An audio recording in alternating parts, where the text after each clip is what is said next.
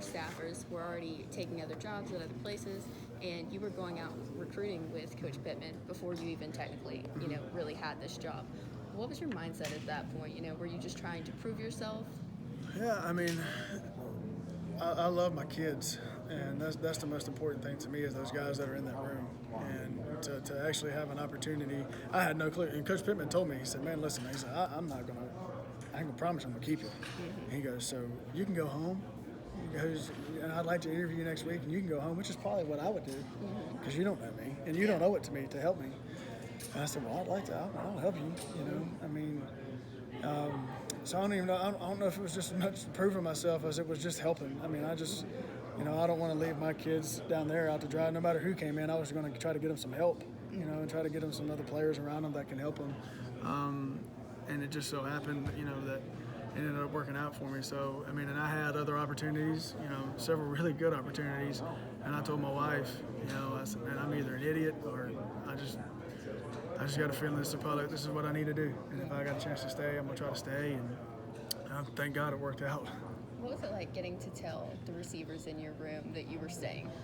It was pretty cool. The way social media is nowadays, somehow, I mean, I'm in the car with Coach Pittman, and he had offered me that job. We literally fly to Tulsa, and within a matter of hours, I have like 380 something text messages. I mean, and I'm like, my wife found out before I could tell her. Mm-hmm. So, I mean, she was on the phone with Coach Pittman, but I mean, outside of that, I mean, my dad, my mom, everybody found out, that I was staying before I actually got a chance to see him. But man, when I saw Mike Woods and Davion and Dion and Traylon and Trey, I mean, Kendall Catlin, when I saw those kids the first time, and they gave me the biggest hugs, and I mean, it was pretty awesome. You spend 2 years of your life, building relationships and telling these kids you love them, and the chance to be able to stay around them and them not have to get to know a whole new position coach and a whole new offense.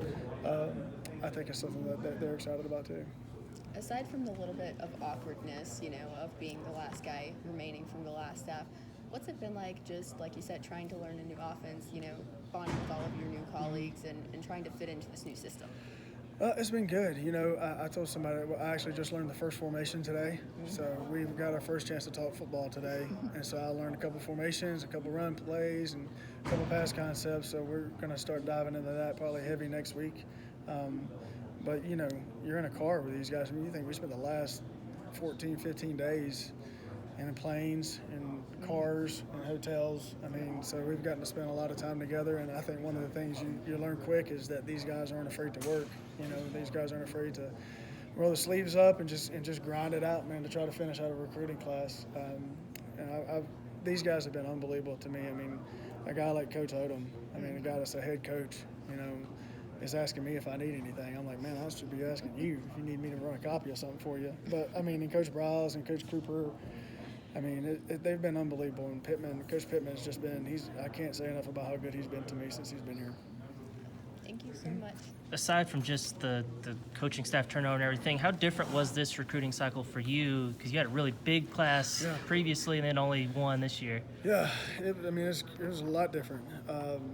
I had a chance to go and help some of these guys close out some 20s kids, and then I had a chance to go evaluate some 21s and watch them work out and stuff like that. So you kind of get a little bit ahead for the next class. But it was a lot different, man. I was in a different city every day like this time last year, going between the states. It was a crazy deal, but not necessarily easier, but it was just a little bit of a different year. What did y'all get in Darren Turner? Got a kid that's played a lot of football, played a lot of different positions, has a physicality to him that I think is going to help us in our room. Length, great catch radius, raw as far as the receiver position, but his athletic ability and his ball skills and the things that he has, I think are going to help him.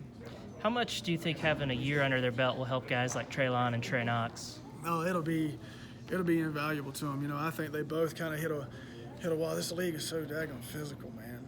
I think the fact that they got to play in this league for a year and kind of know what to expect going into next year is going to be invaluable for them. I think they're going to be able to help the younger guys that didn't play last year, and I think it's going to help them a lot in the long run. How is Dion doing, having to miss all of last season and coming back? He's doing good, man. Deion Stewart's probably one of the best kids I've ever been around, and man, man, it shook his world last year. That he had a lot to deal with, and bless his heart, he's done a great job. Didn't have the best fall, obviously, and struggled off the field. Man, it was a tough deal for him. But to have him back and for him to be around our guys, and for me as a coach, man, selfishly, I never want him to get hurt, but selfishly, I'm glad he's back for another year, and that I get a chance to be around a kid like that. And my son gets a chance to come up and be around a kid like that. And, I mean, he's probably one of the best kids I've ever been around in my life, and so I'm excited for him to have another year. I know you were talking about it when I came up, but Coach Pittman told me the story about him calling your wife and everything. What was that like, and did you know kind of what was going on when it happened? No, I had no clue. The first thing I thought was like, gosh, I'm glad I don't have a belligerent wife that would say anything. So I just make sure she knew she was on the phone with the head coach. I had no clue he was going to do that because he had just asked me a question, and I'd screwed a kid's name up, and I was just like, gosh, man, there's no way this guy's keeping me. You're so daggone nervous, you know. I mean, you're just trying not to get fired in the car ride to the airport, and I'll never ride to Drake Airfield and not think about that phone call and kind of what it meant to me and to my wife. Appreciate it, Coach.